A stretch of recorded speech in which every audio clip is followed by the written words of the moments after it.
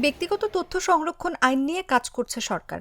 Computer council সহ ICT বিভাগের অন্তর্ভুক্ত সব প্রতিষ্ঠানে সংস্কার কাজ চলছে বলে জানালেন প্রধান উপদেষ্টার বিশেষ সহকারী Faiz Ahmed Taiyab.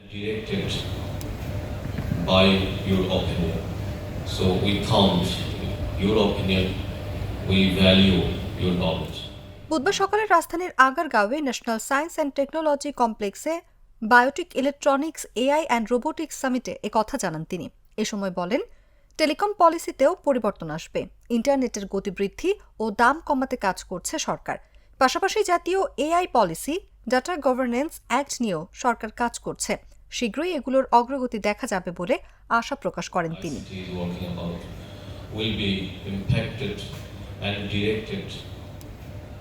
By your opinion.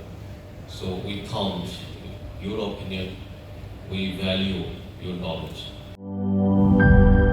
জীবনের সাথে চলে high five all time healthy life নিশ্চিন্তে খান, স্বাস্থ্যকর অল টাইম পান। All time healthy life.